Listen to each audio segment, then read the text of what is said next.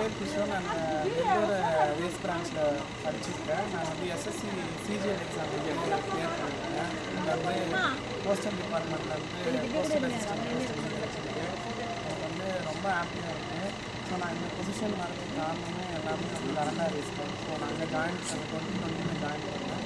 Join பண்ணி first வந்து பேசிக் circle, extreme circle, அப்புறம் சூப்பர் பேட்ச்சு எல்லாமே வந்து அட்டன் பண்ணேன். ஸோ என்னோடய மென்டார்ஸ் வந்து இமானுவேல் சார், முத்தமிழ் சார் தான் இருந்தாங்க. ஸோ அவங்க வந்து எனக்கு ரொம்ப ஹெல்ப் பண்ணாங்க.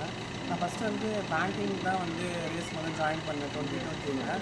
ஃபஸ்ட்டு வந்து பேங்கிங் எக்ஸாம் எல்லாமே வந்து கிளியர் பண்ணிடுவேன். ப்ரிலிம்ஸ்லாம் கிளியர் பண்ணிடுவேன். நான் மெயின்ஸில் வந்து 1.5 மார்க்ஸும் 1 மார்க்ஸில் கரண்ட் அஃபேர்ஸில் போயிடும். ஸோ அதனால் வந்து என்னால் கிளியர் பண்ண முடியாது. ஸோ ஒரு 2 இயர்ஸாக பேங்கிங் படிச்சுட்டு இருந்தேன்.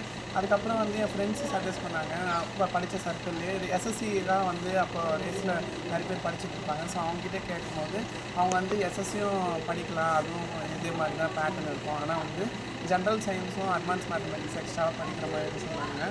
ஸோ ஃபஸ்ட்டு அப்போ தான் எஸ்எஸ்சி பற்றி நான் அவேர்னஸ் செஞ்சு சரி அதனால எஸ்எஸ்சி எக்ஸாம்ஸும் அப்ளை பண்ணி எழுத ஸ்டார்ட் பண்ணேன். ஃபஸ்ட்டு எம்பிஎஸ், சிஹெச்எஸ்லாம் அதில் அப்ளை பண்ணேன். ஸோ அதுவுமே எதுவுமே வந்து கிளியர் ஆகலை. அப்புறம் வந்து சிஜிஎல் வந்து ட்ரை பண்ணேன். சிஜிஎல் வந்து 2022 தான் ஃபஸ்ட் டைம் எழுதுனேன். அதுவுமே கிளியர் ஆகலை. அப்புறம் வந்து 2023 செகண்ட் டைம் எழுதுனேன்.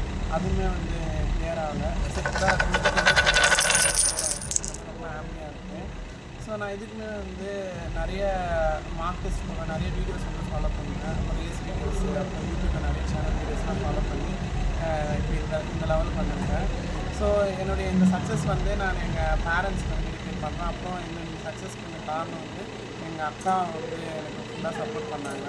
ஸோ அவங்களுக்கு நான் இந்த டைமில் தேங்க் பண்ணிக்கிறேன். அப்புறம் வந்து இமானுவேல் சார், அப்புறம் சக்திவேல் சார்னு ஒருத்தர் இருந்தார் மென்டார். அவருமே நான் பேங்கிங் படிக்கும்போது அவர் வந்து எனக்கு மென்டார் இருந்தார். அவருக்குமே நான் தேங்க் பண்ணிக்கிறேன். அப்புறம் தங்கதுரை சாருக்கு எல்லாருமே தேங்க் பண்ணிக்கிறேன். ஸோ எனக்கு ரொம்ப ஹாப்பியாக இருக்குது.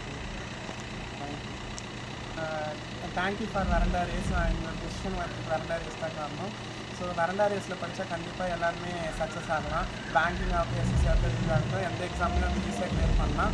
உங்களுக்கு வந்து ஃபுல் அண்ட் ஃபுல் வந்து கைடன்ஸ் கொடுப்பாங்க. மென்டார் சப்போர்ட் இருக்கும், அப்புறம் ஸ்டடி சப்போர்ட்டுக்கு ஸ்டடி ஹால் இருக்கும், லைப்ரரி இருக்கும். நீங்கள் லைப்ரரியில் போய்ட்டு கம்ப்யூட்டர்ஸ் யூட்டிலைஸ் பண்ணி நீங்கள் மார்க் டெஸ்ட்லாம் போடலாம். ஸ்டடி ஹால் இருக்கும். அப்புறம் டவுட் கிளாரிஃபை பண்ணலாம். மென்டார்ஸ் தனியாக உங்களுக்கு இண்டிவிஜுவலாக கைட் பண்ணுவாங்க.